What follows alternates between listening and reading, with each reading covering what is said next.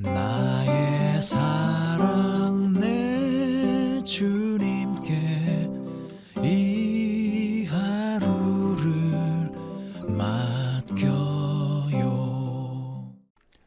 오늘 우리에게 주신 하나님의 말씀은 베드로전서 2장 18절로 20절의 말씀입니다. 사환들아, 범사에 두려워함으로 주인들에게 순종하되 선하고 관용하는 자들에게만 아니라 또한 까다로운 자들에게도 그리하라. 부당하게 고난을 받아도 하나님을 생각함으로 슬픔을 참으면 이는 아름다우나 죄가 있어 매를 맞고 참으면 무슨 칭찬이 있으리요. 그러나 선을 행함으로 고난을 받고 참으면 이는 하나님 앞에 아름다우니라. 아멘. 본문의 말씀에서 사도 베드로는 성도들이 사회의 신분별로 취해야 할 행위에 대해 권면하고 있습니다. 그런데 그 권면의 말씀을 가장 먼저 종의 신분을 가진 자들에게 하고 있습니다.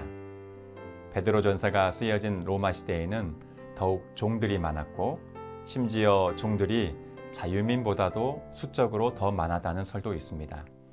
따라서 교회에 들어오는 자들의 다수가 종의 신분을 가진 자들이었을 것입니다. 베드로 사도는 사환들에게 18절에서 권면합니다. 사환들아, 범사에 두려워함으로 주인들에게 순종하되 선하고 관용하는 자들에게만 아니라 또한 까다로운 자들에게도 그리하라. 당시 노예제도 하에서 주인이 종들을 부당하게 때리고 고문하며 학대하는 일이 많이 있었습니다. 그런데 종들은 범사에 두려워하는 마음으로 주인들에게 순종하라고 말씀하는 것입니다. 오늘날은 노예제도가 없기 때문에 이 명령을 보편적 원리로 직접 우리의 삶에 적용하는 것은 적절치 않겠지만 직장과 일터를 비롯한 인간 제도에 대한 일반적인 원리로 이해하면 좋을 것 같습니다.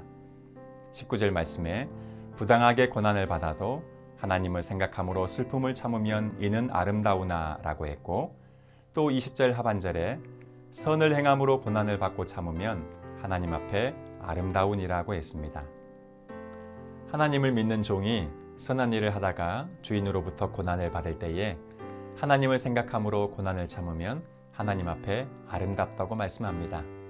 여기 아름답다는 말은 헬라어 언어로 은혜라는 뜻의 단어입니다.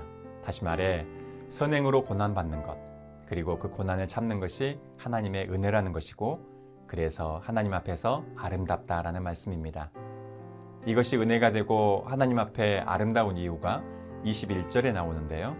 첫 번째 이유는 선을 행하다가 고난을 받을 때 참는 것이 하나님의 부르심이기 때문입니다. 21절 상반절에 이를 위하여 너희가 부르심을 받았으니 라고 말씀합니다. 성도가 선을 행함으로 고난을 당할 때 복수하지 않고 인내하고 참는 것이 하나님의 뜻이요 부르심이라고 말씀하는 것입니다.